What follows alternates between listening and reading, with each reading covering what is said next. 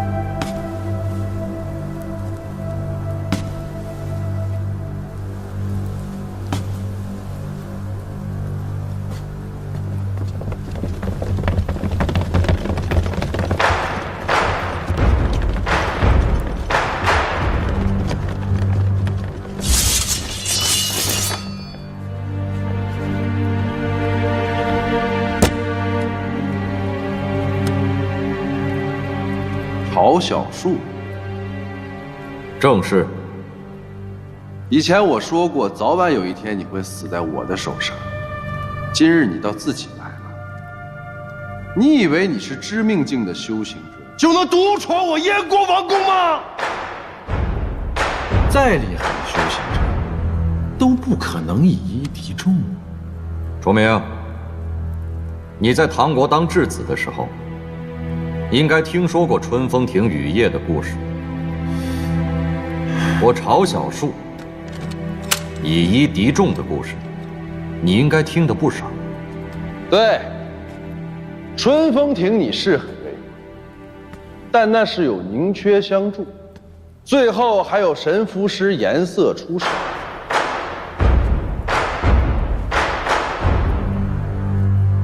此地你孤掌难鸣，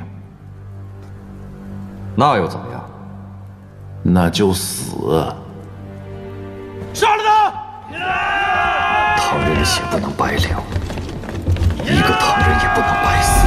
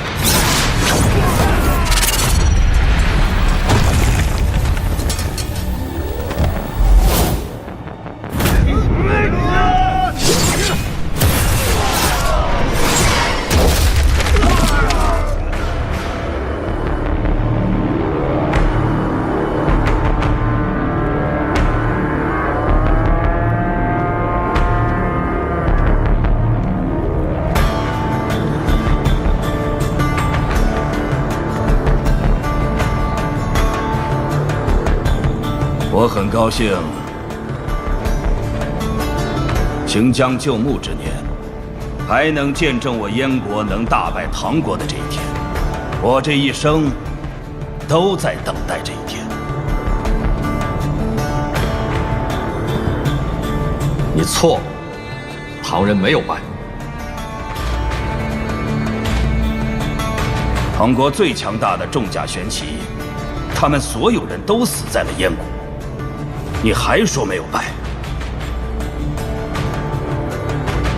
这恐怕是唐国1000年以来最惨烈的失败了吧？你也别忘了，还有一个唐人站在你的面前。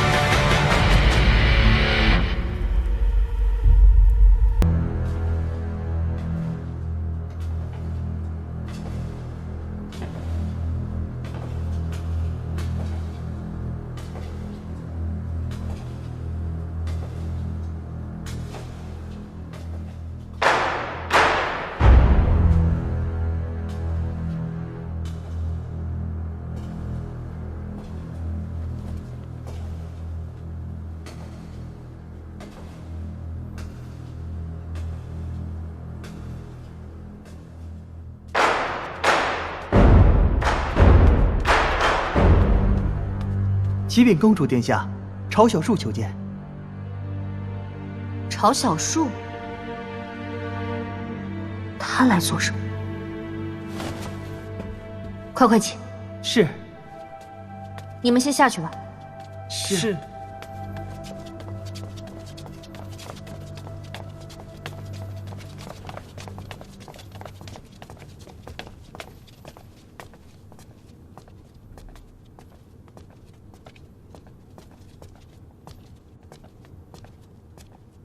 草民朝小树拜见公主殿下。你一直不肯见本宫，为何今日又主动上门？当年陛下留我，我就必走他乡。因为你不愿做这池子里的鱼，即便这池子很大。那今日又是何事惊动了朝二叔？因为我大唐危在旦夕。今日我来，是想请2道圣旨。圣旨？你想干什么？1道圣旨给鱼龙帮。如果都城被西陵奸细挑弄混乱，帮中兄弟方便出面替陛下平乱。幸而，都城还有萧齐。不过眼下，我唐国最危急的，不是都城，而是我大唐边境。殿下，所以我要向你请第2道圣旨，请授我临时之权，统辖萧齐营上下。我要带着萧齐营离开。你要带萧齐营离开？你我都清楚，大唐如今所有的军力，都要用来抵抗金帐王庭和西陵北上的大军。如今东北边军已然覆灭，朝廷没有任何军队去抵挡燕国大军。东荒的草原骑兵不足为惧，就算让他们进入唐境，他们也影响不了大局。但大唐东部的子民会被杀害，会被掳掠，会被活活烧死。我知道你在想什么。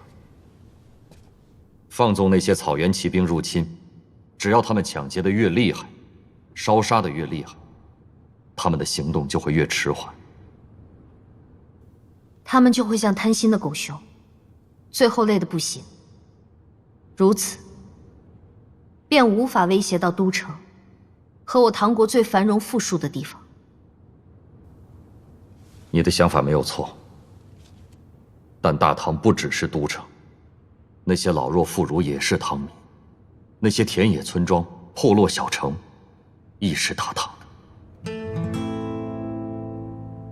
所以，你要带着萧启营去东方。如果先王还在世，他应该早就这么做了。哪怕你明知道萧启英根本无法改变东疆的局势，你也有可能因此送命吗？至少要让那片土地上的人们知道，大唐没有忘记他们。好，圣旨随后送到府上。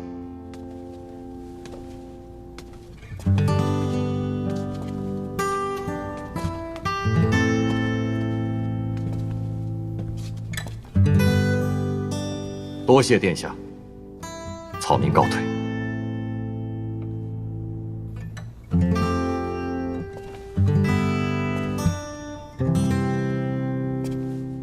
朝二叔，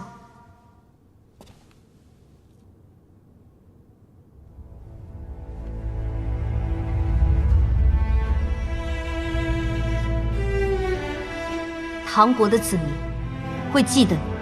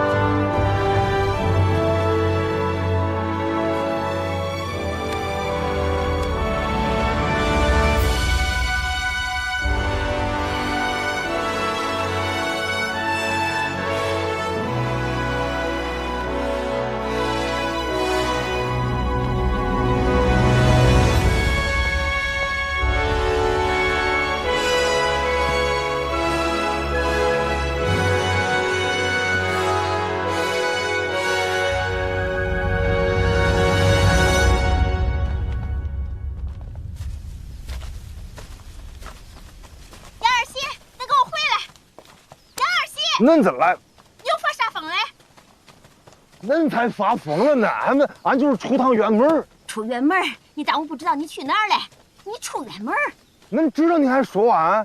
东边出了点事儿了，你就过去看看。看你看得明白吗？那是战场，会死人嘞！死人算个球！那燕国打俺唐国，那还能坐视不管吗？管你管得明白吗你？啊，你就是个种地的。胡弄！俺是个军人。儿媳，儿媳，你把俺爹叫来了，你个败家娘们儿，你这，你个老孙儿，哎，爹，这么大的事儿，给我招呼一下，你敢跑啊？哎，爹，儿子不孝，恁就让俺去吧。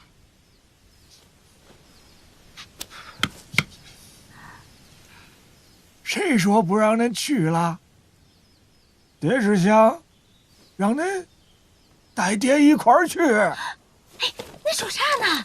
爹，我感觉没有这个必要了吧？恁都86了。放屁！才70。俺说的是虚岁嘛。你别给我来虚了！不跟他生气啊！不跟他生气啊！没事儿，没事儿。以前，爹在战场上啥阵势没见过？你还记得不？你小时候，爹咋教你嘞？国家兴亡，匹夫有责。你还是让我去吧。哎呀，媳妇儿，你跟俺爹说说，这咱不中。爹，你看您这大岁数了，去了万一出点啥事咋整啊？是啊。要不，儿媳，还是你替爹去吧。爹，我看中，俺走了。哎呀，俺走了。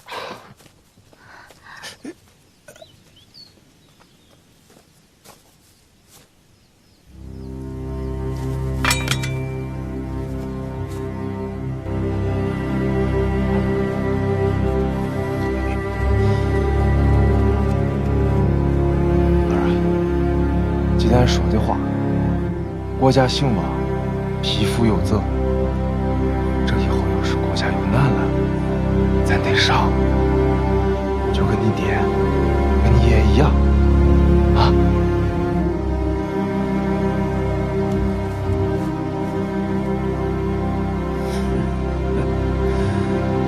走，回去吧。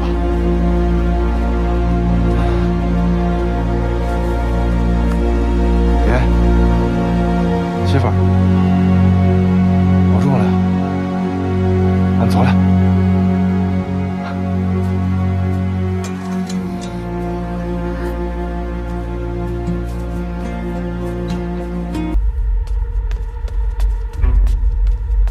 李浑元，你竟敢如此对待前朝元老！难道你不知金大人是父王的贤臣吗？他擅闯宫禁，还辱骂这是昏君，我当然该杀了他。徐崇山，臣在。速速命人护送金大人回府。遵旨。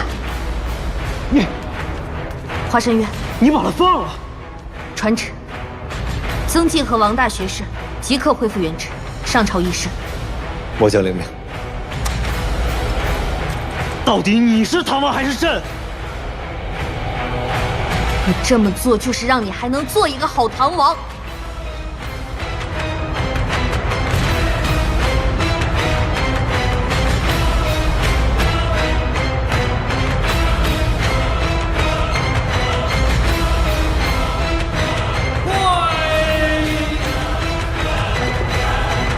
吴王万圣万圣万圣！平山，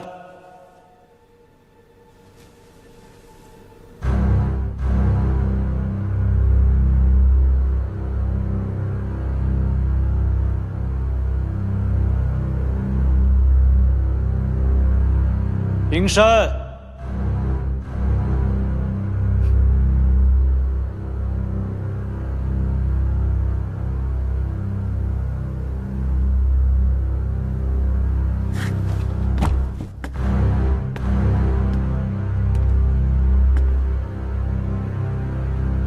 成津一战，显直朗将军和重甲玄骑全军覆没，所有责任都在本宫。待战事结束，本宫以命抵罪。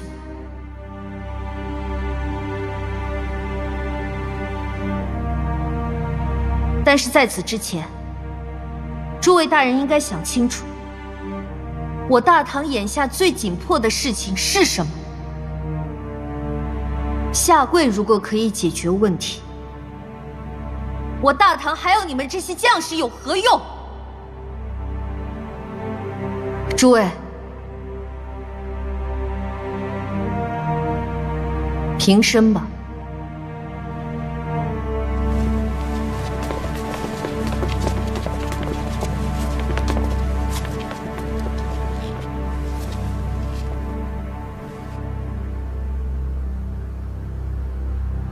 曾大人，老臣在。王大人，臣在。陛下将你们二人官复原职，为的就是在我大唐危急之时，你们能够挺身而出，挽狂澜于既倒，而不是要你们在这儿纠结孰是孰非。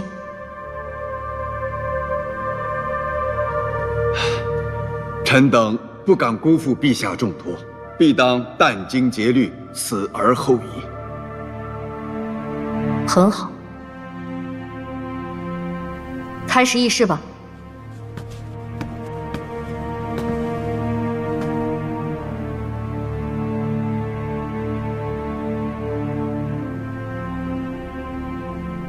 到底谁才是真正的国君？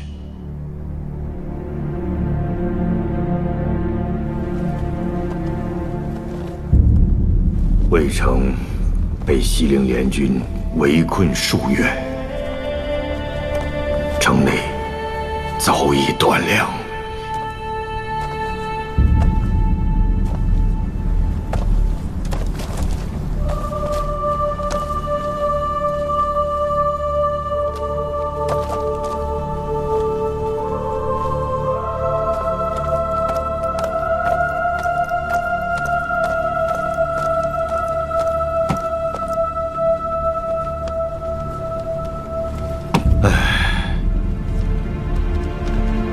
将军，何事啊？三皇子他登基了。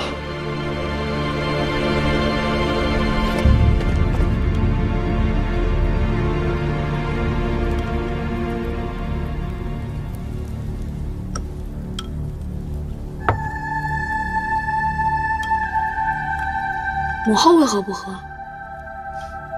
母后不饿，你快喝吧。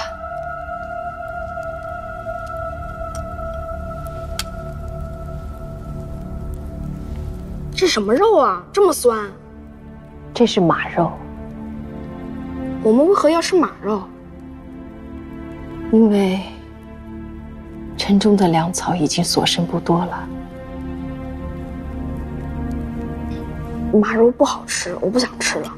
小六子，吃马肉不是为了享受，而是为了生存。可是儿臣肚子里实在是难受，吃不下这马肉。你随我来。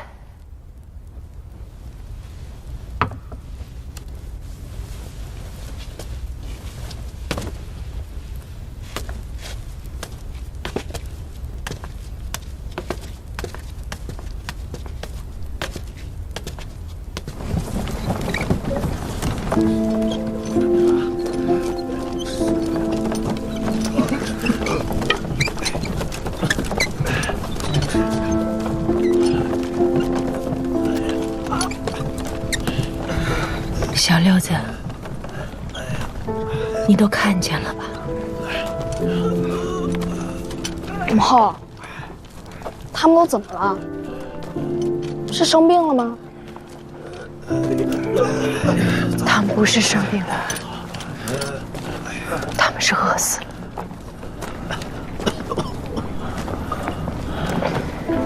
这些好二郎为了大唐的江山社稷，奉献出了自己的生命。喝水。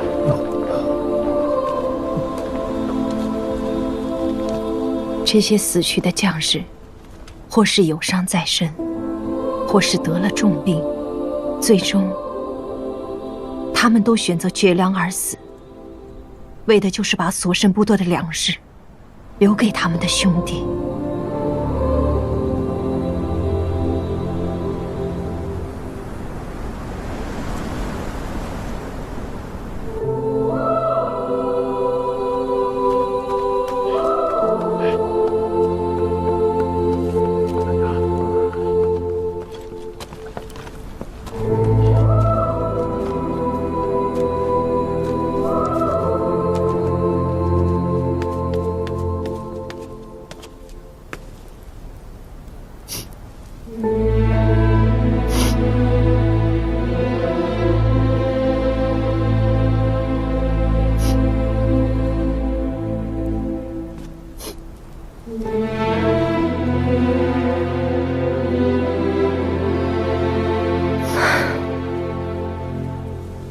小六子，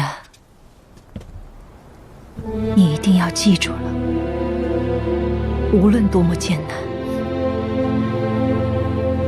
你都要顽强地活下去。你的父王曾经说过，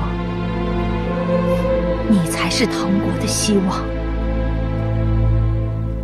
若是不能好好活着，便辜负了这些死去的将士。儿臣明白了。不要哭，把眼泪收回去。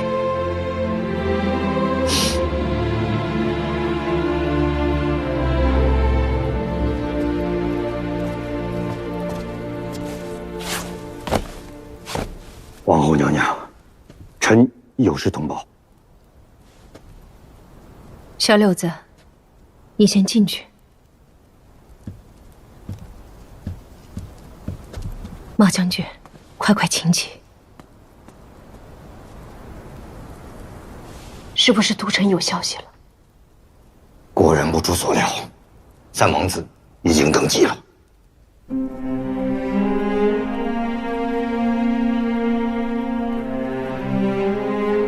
鱼儿果真是敢作敢为，这一点和他的父王很像。篡改遗诏，乃大逆不道之罪。先王在天之灵，何以安息啊？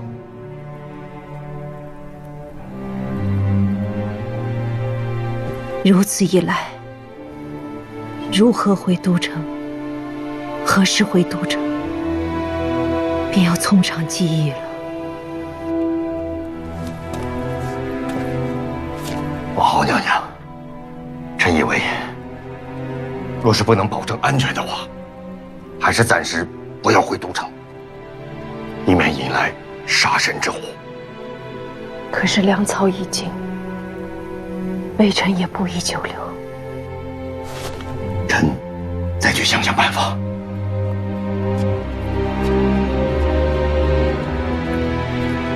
陛下，唐国最黑暗的时候来了。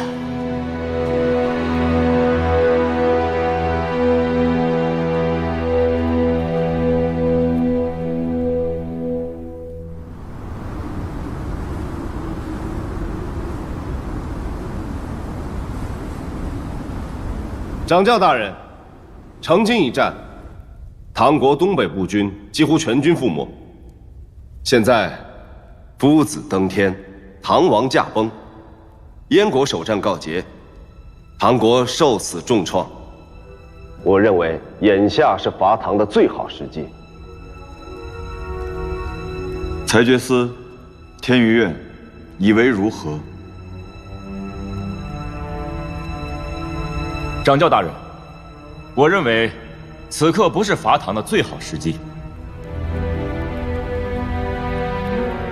为何？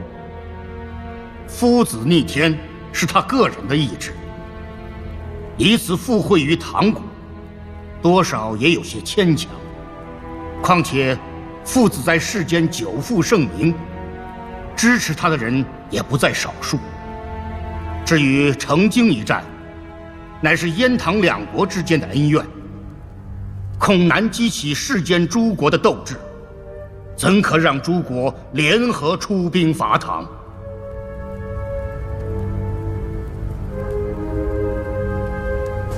那唐王李仲义包庇魔宗圣女，算理由。魔宗圣女是谁？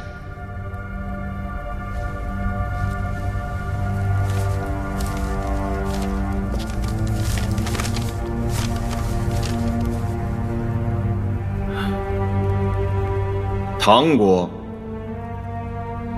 一个不信光明的国家，他们不仅保护民女，甚至他们的皇后也是魔宗圣女。他们必将给这世间带来巨大的灾祸。这样的国家不配存活。诸位，难道你们还有什么异议吗？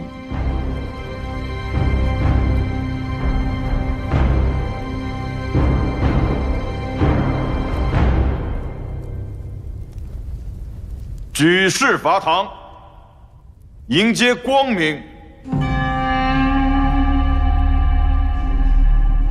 光明不灭，正道永永存。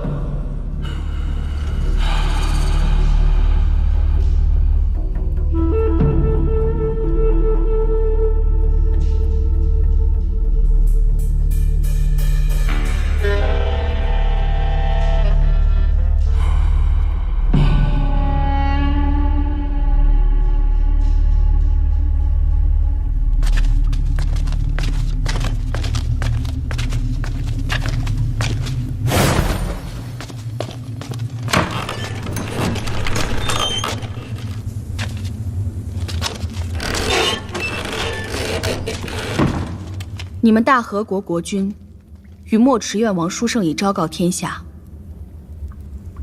要与西陵一起伐唐。他们为什么这么做？唐国现已是举世之敌，大和国不过是认清形势罢了。我来是想要劝告你，你现在应该考虑考虑自己的处境。唐国千年基业，掌教想要伐唐没有那么容易。我已经看到他的惨败景象。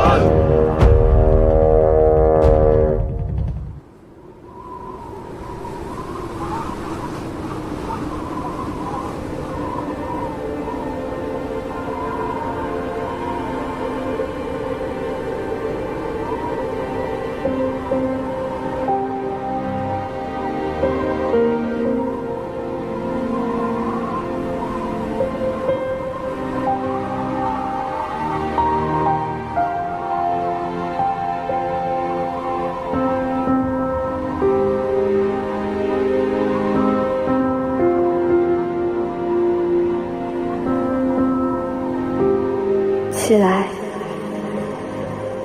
跟我走。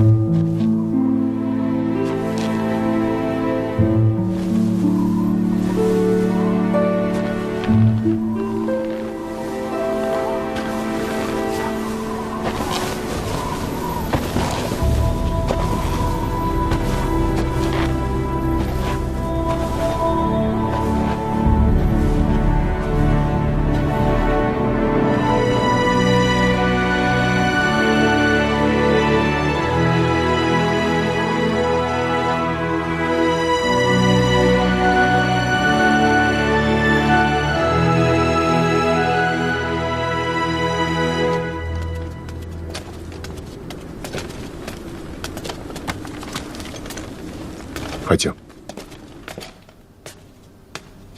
启禀公主殿下，这是西陵掌教大人写给您的亲笔信。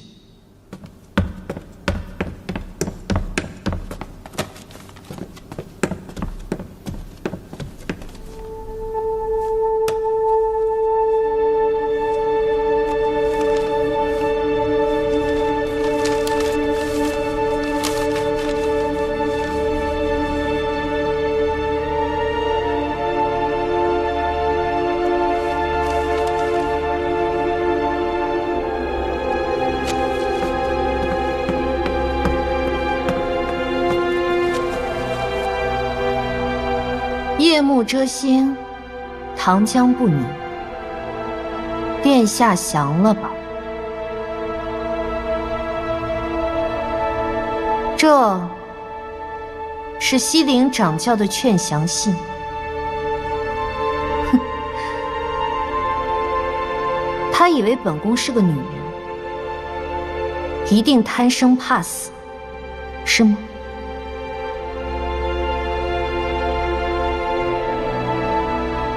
本宫倒想问问他，在我大唐的史书中，可曾出现过投降二字？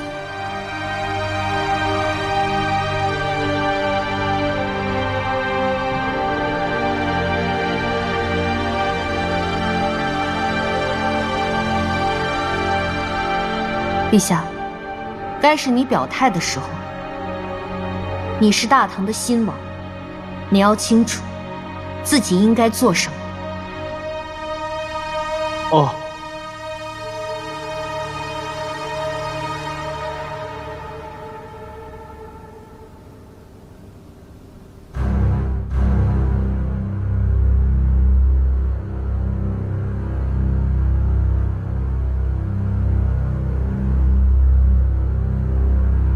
撕了他！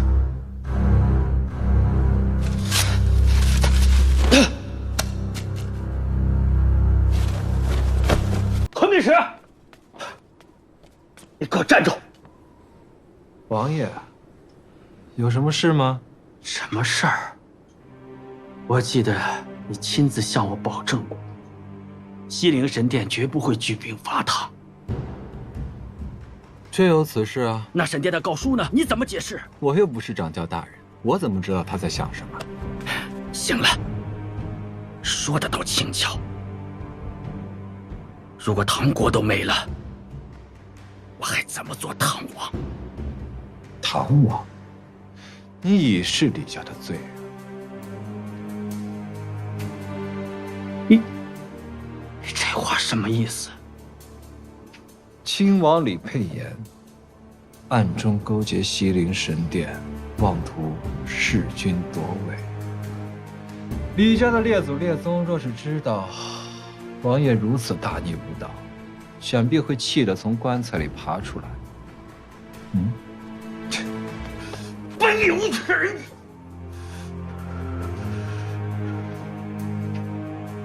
王爷息怒，你要是把我惹急了，我就把你和西陵神殿的秘密公之于众。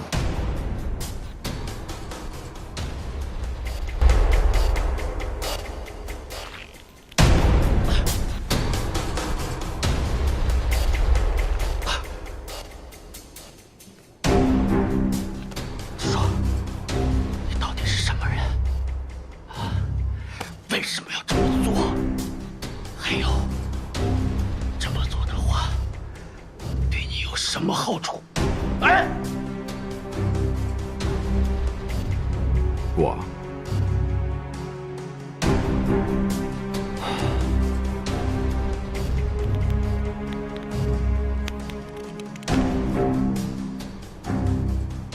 我是光明的信徒，我只奉行掌教的旨意，别无他求。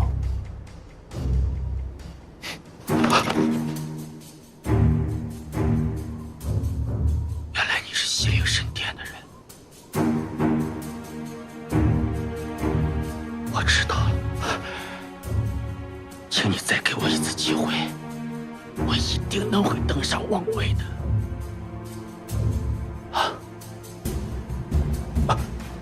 要不这样吧，只要你助我登上王位，成了唐王，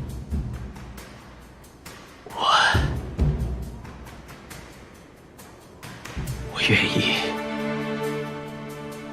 向西陵神殿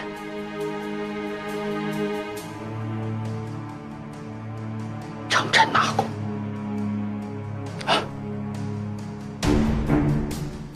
唐国都要没了，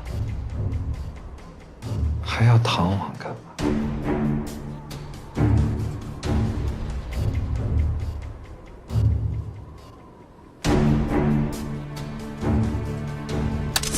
何律师，你把我害得好惨！我告诉你，王位是我的，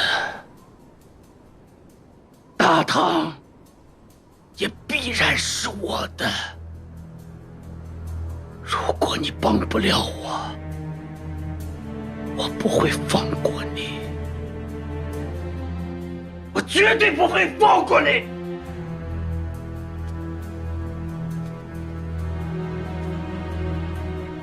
就凭你，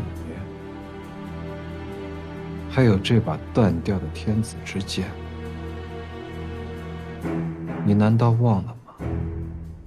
夫子早就说过，这是一把无用的剑。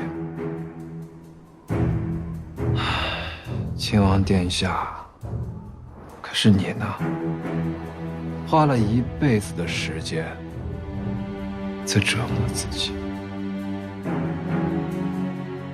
不是我啊，是你自己啊。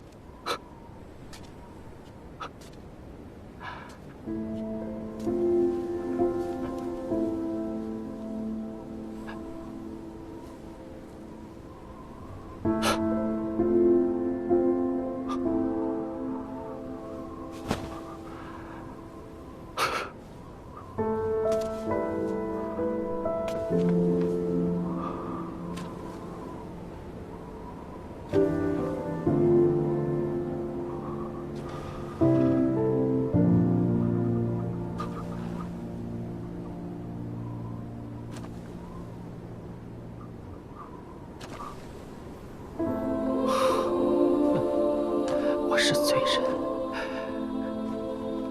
就怪我自己。我是个罪人，我是李家的罪人，我是唐国的罪人，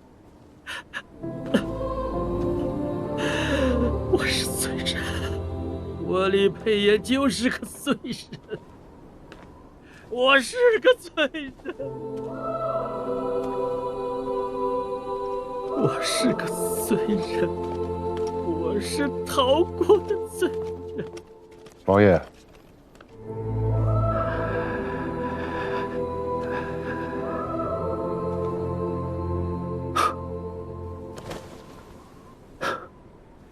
许崇山，我问你，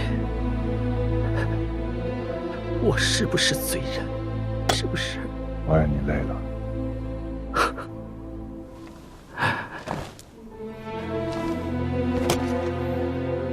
我告诉你，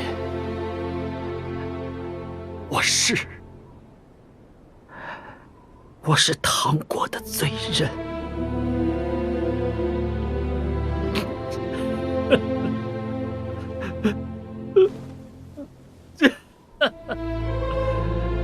我是罪人，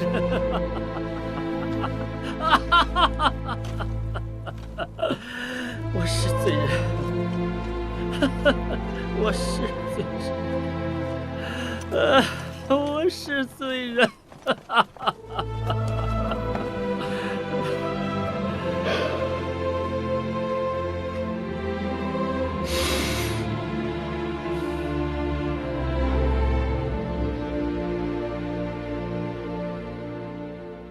金帐王庭的主力骑兵已经南下伐唐，隆庆率领的燕国和金帐王庭联军也已经对唐国的东北部发起进攻。大战将起，唐国覆灭指日可待。隆庆，不错。金帐王庭的草原骑兵有了他这个军师，还真是事半功倍。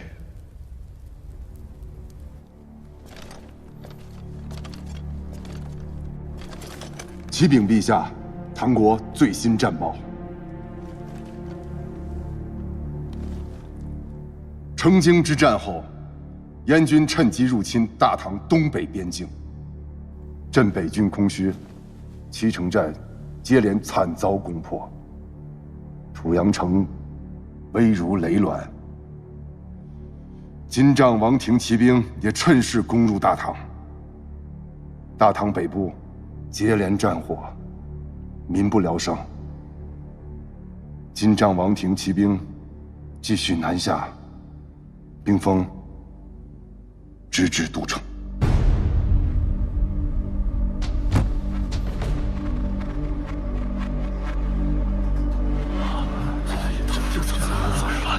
这样，这该如何？这次不行啊！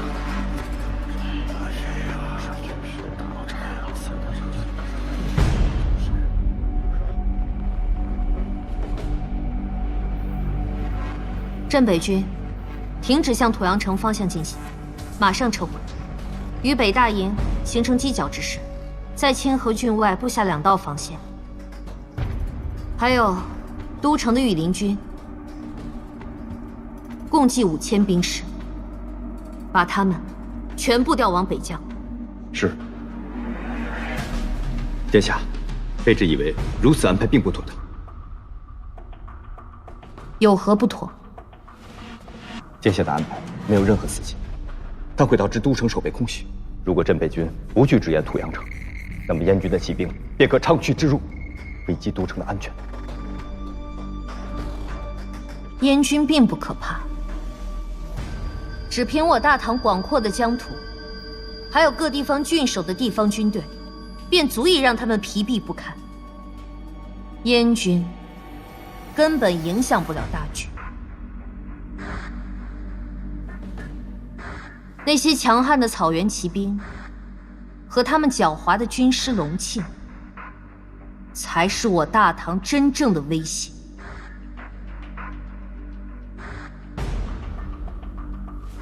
遵公主殿下命。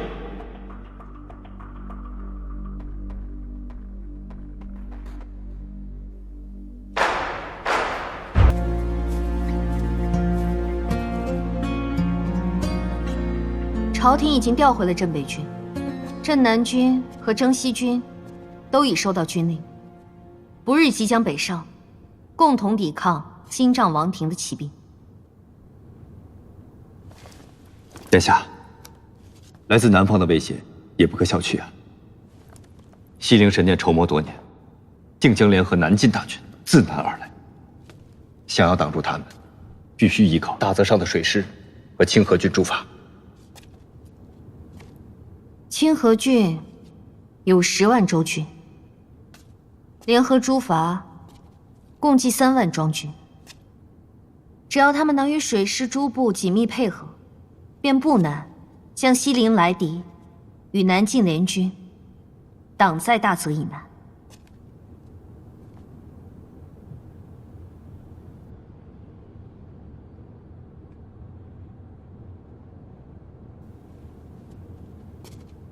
你们有何疑虑，但说无妨。殿下，卑职担心的还是清河郡。虽说诸法已经臣服多年，但外面一直有传言，说清河郡试图脱离帝国管辖，打算自立门户。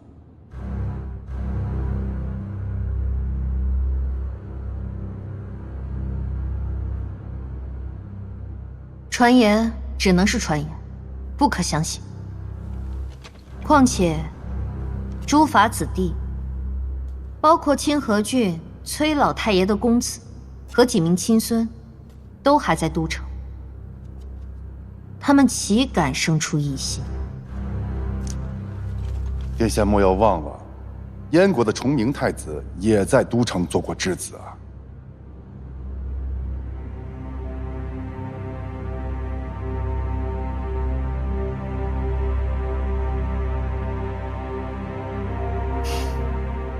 清河郡为皇室贵胄，理应重赏，封侯。稍后，陛下便会拟一道圣旨，本宫也会写一封家书。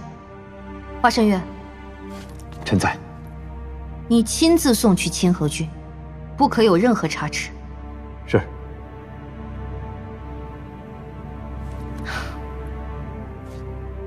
许氏将军应该会同镇南军一起北上吧？也不知他老人家身子好些了没有。据镇南军汇报消息，许氏大将军已经先行出发了。他还没接到诏令，竟敢擅自行动。大将军担忧都城安危，主动回来，殿下莫怪。我自然不会怪他。有了镇国大将军坐镇都城，无论军心还是民心，都会更稳固一些。殿下放心，大将军一定能如期抵达都城。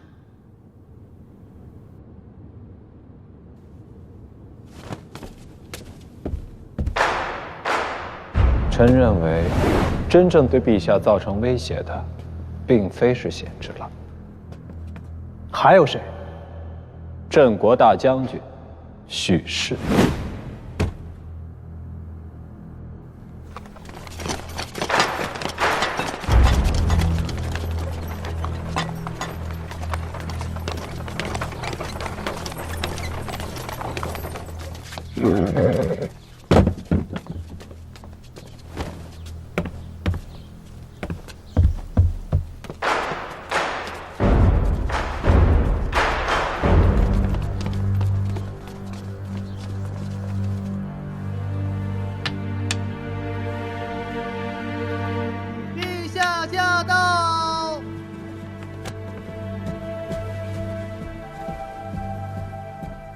陛下，您怎么来了？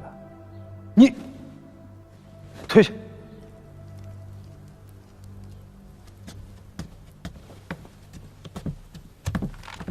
我只问你，还有没有办法联系到西陵神殿的人？陛下，现在挽回怕是已经晚了。神殿已经发出了告书，双方已经撕破脸了。那赶紧想办法。如果联系不上西陵神殿，那就派人赶过去通知许氏将军，告诉他西陵神殿准备在路上对他进行伏击。陛下想让这件事情曝光，就算让军方知道，朕曾经试图与敌人联手诛杀镇国大将军，朕也一定要把这件事情挽回来。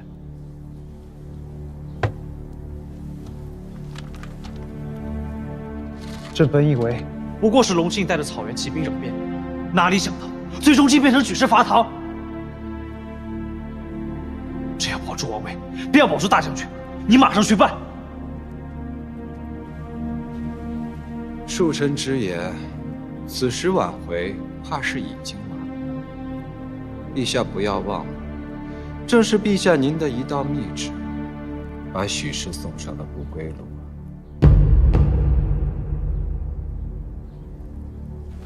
陛下晚安。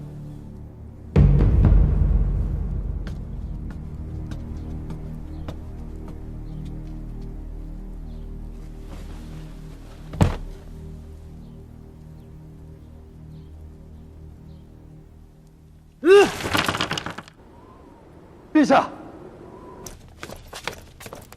启禀陛下，清河郡叛变了。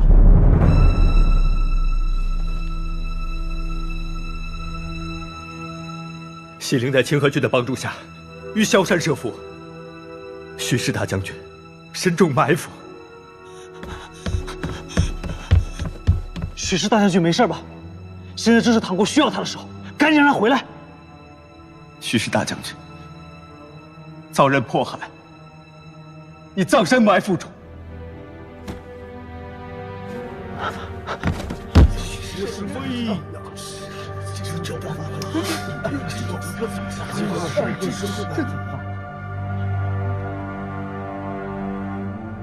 清河军今也反了。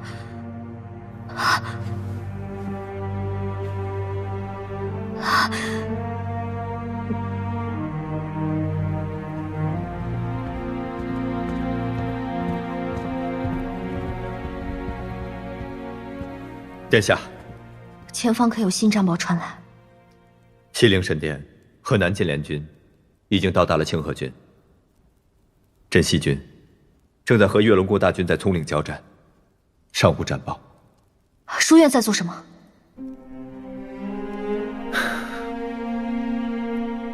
我大唐养书院千年，现在帝国危殆，他们还不肯出手，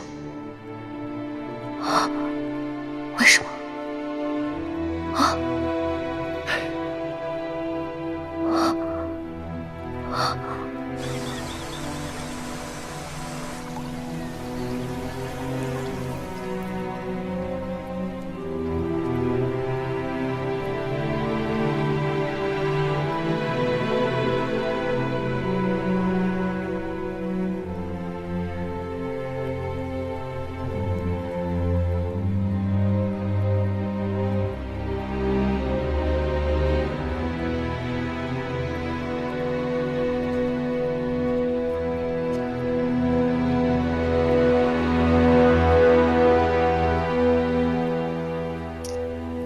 觉得吧，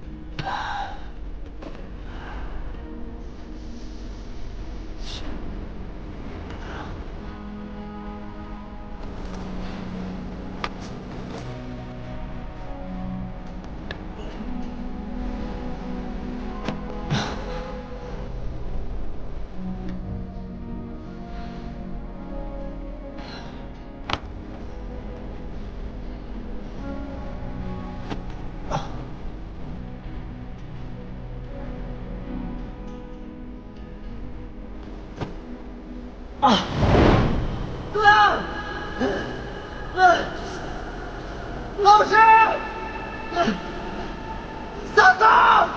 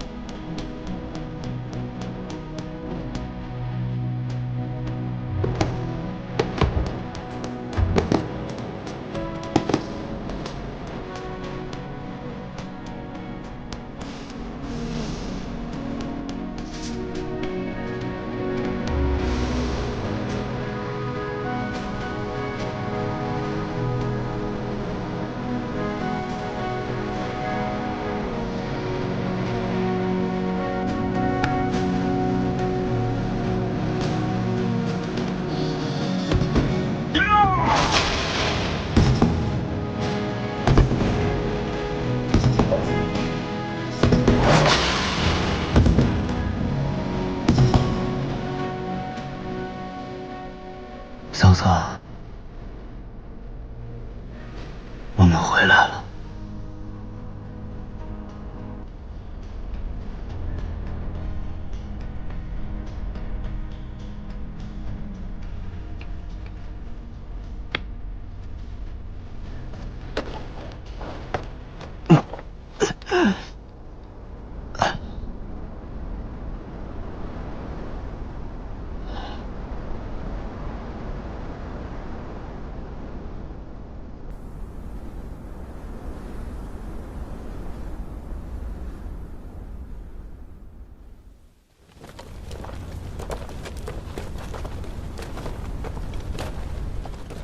围城9日，我们一共进行了6次突袭，每一次都是那大祭司用妖法阻止。他们也不主动进攻，看样子是想把我们困死在城中啊。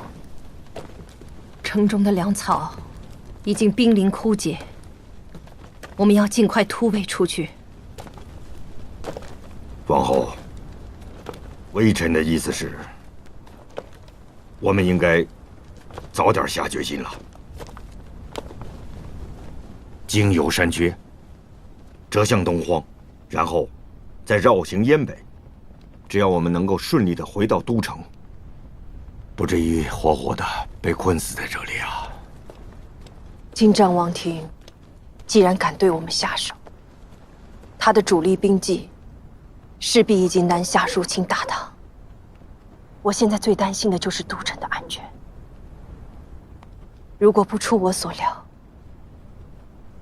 大唐正在面临举世伐唐的局面。那我们就更应该攻打燕北啊！东荒不太平，绕行燕北需要太长时间。进攻燕国，我们也阻止不了别的敌人的脚步。我们要尽快把镇北军带回去，因为唐国比任何时候都需要这支部队。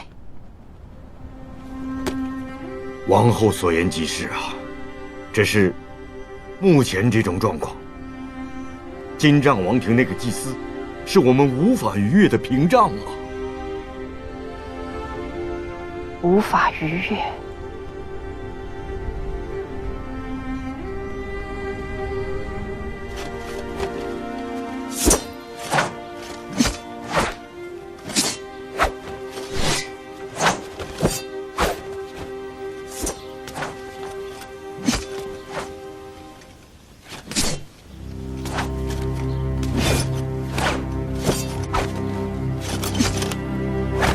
小六子，母后，前方可有捷报？你最近一直在勤练剑法，是不是想上战场杀敌了？是的，儿臣想和大唐的将士们并肩作战，驱逐外敌。身先士卒，敢为表率，这一点跟你的父王很像。母后，儿臣一直很想念父王，日日夜夜都在想念。父王在天上看着你呢，你一定要做一个好君王，这样才不会辜负父王对你的期待。儿臣谨遵教诲，莫不敢忘。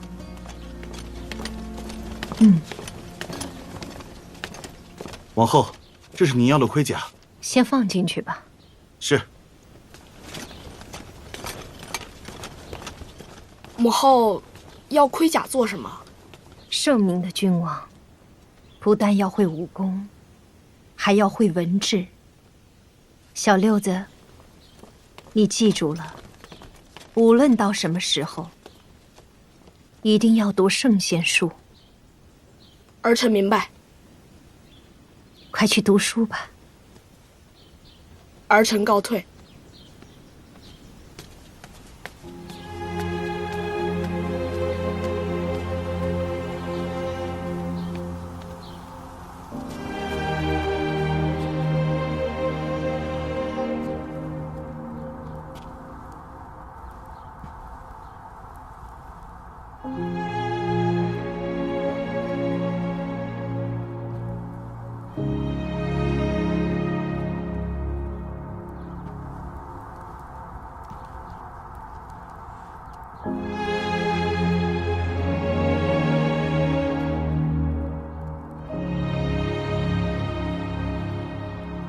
陛下的国土，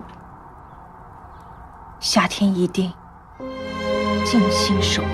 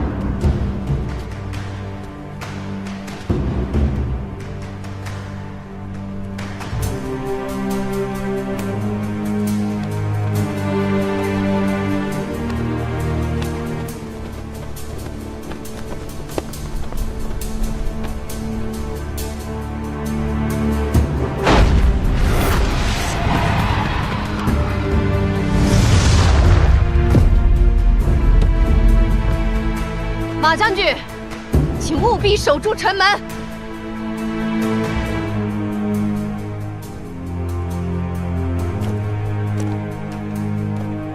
报告！